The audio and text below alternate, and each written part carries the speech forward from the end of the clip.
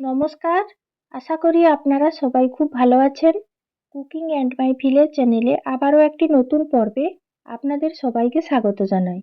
আপনারা অবশ্যই রান্নার ভিডিওটি স্কিপ না করে শেষ পর্যন্ত দেখতে থাকুন। আশা করি রান্নার ভিডিওটি আপনাদের ভালো লাগবে।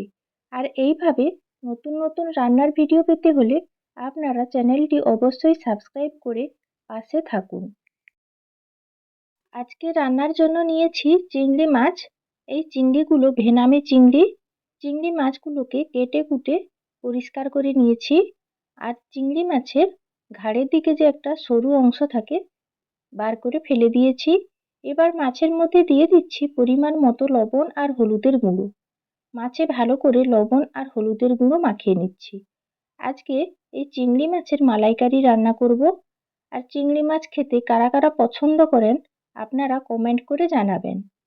আর মাছের পরিমাণ একটু কম রয়েছে, তাই চিংড়ি মাছের মালাইকারিতে আমি অল্প একটু আলুও দেব।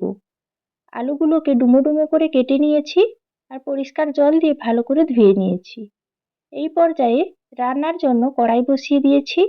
কড়াই ভালোভাবে গরম হয়ে গেছে। দিয়ে দিলাম পরিমাণ মতো সরষের তেল।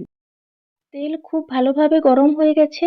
এই পর্যায়ে তেলের মধ্যে দিয়ে দিলাম গোটা শুকনো লঙ্কা, দিয়ে দিলাম গোটা জিরে, আর দিয়ে দিচ্ছি গোটা গরম মশলা ফোড়ন হিসেবে। এবার নাড়াচাড়া করে ফোড়ন ভালো করে ভেজে নিচ্ছি। আর এই গোটা জিরে আর গোটা গরম মশলা তেলে ভাজার পর খুব সুন্দর একটা গন্ধ বার হয়েছে। এই পর্যায়ে দিয়ে দিলাম আদা বাটা, একই সঙ্গে দিয়ে দিলাম পেঁয়াজ বাটা, আর একই সঙ্গে দিয়ে দিচ্ছি কাঁচা লঙ্কা চেরা, দিয়ে দিচ্ছি জিরে বাটা। বাটা মশলা এবার নাড়াচাড়া করে খুব ভালো করে কষাতে থাকবো। আর আজকের এই রান্নাটা একটু ঝাল ঝাল করেই রান্নাটা করব। যত সময় পর্যন্ত না মশলার কাঁচা গন্ধ চলে যাচ্ছে তত সময় পর্যন্ত বাটা মশলা খুব ভালো করে কষাতে থাকবো।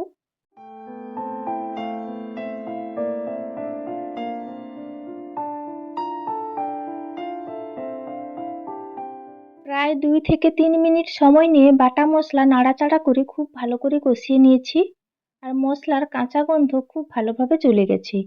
এই পর্যায়ে কিছু গুঁড়ো মশলা আর লবণ দিয়ে দেব।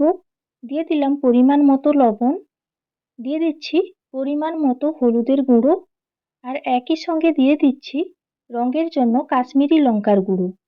আবারও গুঁড়ো মশলা আর লবণ দেওয়ার পর নাড়াচাড়া করে মশলা কষাতে থাকবো। আর গুঁড়ো মশলা দেওয়ার পর মশলা যাতে পুড়ে না যায় তাই অল্প একটু জল দিয়ে দিচ্ছি। জল দিয়ে মশলা আবারও বেশ কিছু সময় ধরে ভালো করে কষিয়ে নেব। আর যত সময় পর্যন্ত না এই জলটা শুকিয়ে যাচ্ছে আর মশলা থেকে তেল ছাড়ছে ভালো করে কষাতে থাকবো।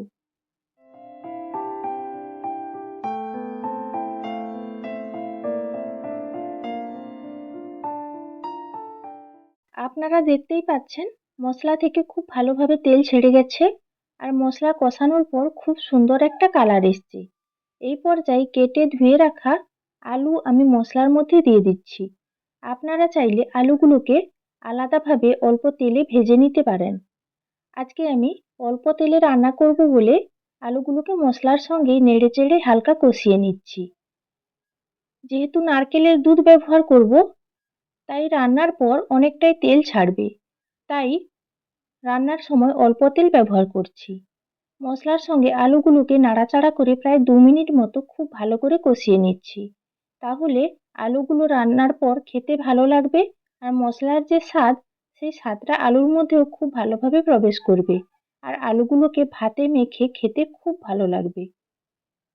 2 মিনিট মতো সময় নিয়ে আলুগুলোকে কষিয়ে নিয়েছি। এই পর্যায়ে লবণ হলুদ মাখানো চিংড়ি মাছগুলো আমি দিয়ে দিলাম।